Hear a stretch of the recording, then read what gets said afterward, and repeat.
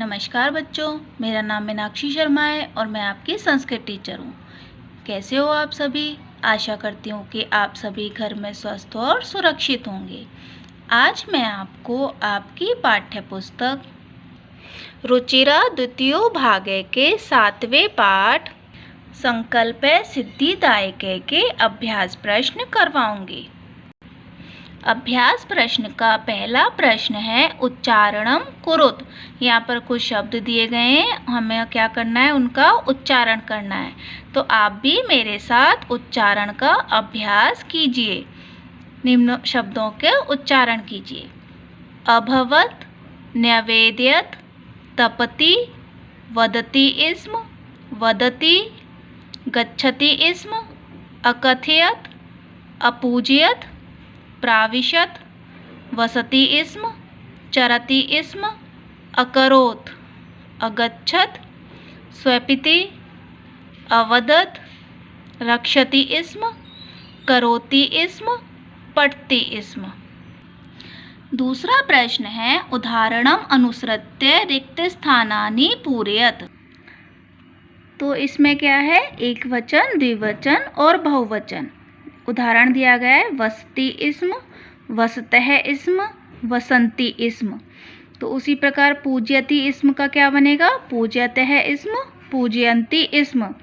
रक्षति इस्म, रक्षतः इस्म, रक्षन्ति इस्म। चरति इस्म, चरतः इस्म, चरन्ति इस्म। करोति इस्म, कुरुतः इस्म, कुर्वन्ति इस्म। खा है पुरुष है एक वचनम, द्विवचनम, बहुवचनम। जैसे प्रथम पुरुष है अकथयत, अकथयताम, अकथयन। तो इसका बन जाएगा अपूजयत, अपूजयताम, अपूजयन। अरक्षत, अरक्षिताम, अरक्षन। ग है मध्यम पुरुष अवसः, अवस्तम, अवसत। अपूजय, अपूजितम, अपूजयत। अचरः, अचरतम, अचरत। घ है उत्तम पुरुष का अपठम, अपठाव, अपठाम। अलिखम, अलिखाव, अलिखाम। अरचयम, अरचयाव, अरचयाम। तीसरा प्रश्न है प्रश्नानाम उत्तराणि एक पदेन लिखत। निम्नलिखित प्रश्नों के उत्तर एक पद में लिखिए। तो पहला प्रश्न है तपः प्रभावात के सखाए जातः।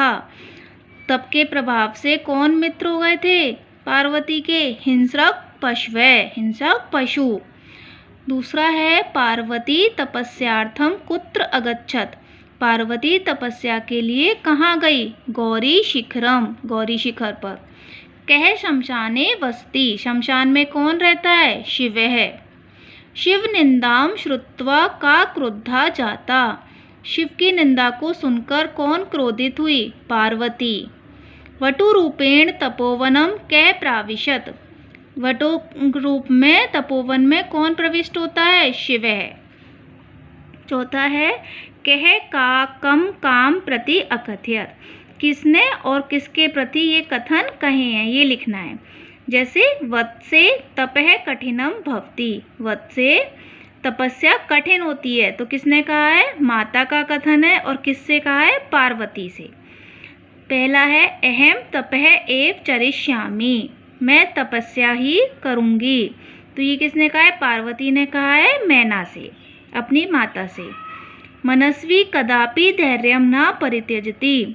मनस्वी कभी भी धैर्य का परित्याग नहीं करते हैं। तो ये पार्वती ने कहा है विजयाम से, विजया से। अपर्णा इति नामना त्वं प्रार्थिता। विजया ने कहा है पार्वती से, पार्वतीम।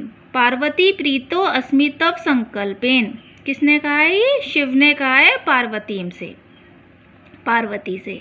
शरीरम आद्यम खलु धर्म साधनम। वटु ने कहा है विजयाम से, विजया से। अहम तव कृतदासो अस्मि, मैं तुम्हारा तपस्या के द्वारा खरीदा हुआ दास हूँ। किसने कहा है, शिव ने कहा है पार्वती से। पांचवा प्रश्न है प्रश्नानाम उत्तराणि लिखत। निम्नलिखित प्रश्नों के उत्तर लिखिए। पार्वती क्रुद्धा सती किम अवदत। पार्वती क्रोधित होकर क्या बोली, पार्वती क्रुद्धा सती अवदत। अरे वाचाल, अप्सर, जगति न कोऽपि शिवस्य यथार्थं स्वरूपं जानाति यथा त्वमसि तथैव वदसि। दूसरा है कः पाप भाग भवति, कौन पाप का भागी होता है। तो इसका उत्तर लिखेंगे यह निंदाम करोति शृणोति च सह पाप भाग भवति। जो निंदा करता है और सुनता है वह पाप का भागी होता है। पार्वती किम कर्तुम एच्छत, पार्वती तपस्याम कर्तुम एच्छत। पार्वती क्या करने की इच्छा करती है, तपस्या करने की। पार्वती कया साकम गौरी शिखरम गच्छति, पार्वती किसके साथ गौरी शिखर पर जाती है। पार्वती विजया साकम गौरी शिखरम गच्छति, पार्वती विजया के साथ गौरी शिखर पर जाती है। छठा है मंजूषात पदानि चित्वा समानार्थकानि पदानि लिखत, मंजूषा में से पदों को चुनकर उनके समानार्थक पद लिखिए। तो शिलायाम का समानार्थक पद क्या होगा, प्रस्तरे।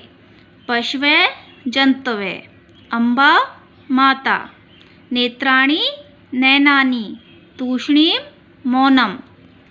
सातवां प्रश्न है उदाहरणानुसारम पद रचनाम कुरुत। वसति इस्म अवसत, जो इस्म लगाते हैं ना बाद में, ये वर्तमान काल के बाद लग रहा है, लेकिन इस्म के लगते ही इसका अर्थ क्या हो जाता है, भूतकाल में हो जाता है।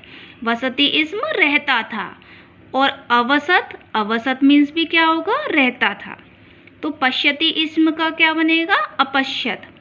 तपति इस्म अतपत, चिंत्यति इस्म अचिंत्यत, वदति इस्म अवदत, गच्छति इस्म अगच्छत। जैसे अलिखत का क्या होगा, लिखति इस्म। तो कथयति इस्म का क्या होगा, अकथयत। नयति इस्म का अनयत, पठति इस्म का अपठत, धावति इस्म का अधावत, हसति इस्म का अहसत। देखो इसमें क्या है, ध्यातव्य, ध्यान करने योग्य। इस्म इत्यस्य प्रयोगे, इस्म का प्रयोग जब यदा वर्तमान कालिके धातु भी सह इस्म इत्यस्य प्रयोगे भवति तदा ते धातवः भूतकालिक क्रियाणाम अर्थम प्रकटयन्ति। जब वर्तमान काल की धातु के साथ इस्म शब्द का प्रयोग होता है तब वे धातु भूतकाल की क्रिया का अर्थ प्रकट करती हैं।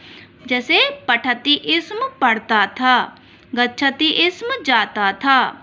पंचाग्नि व्रतम क्या है, तो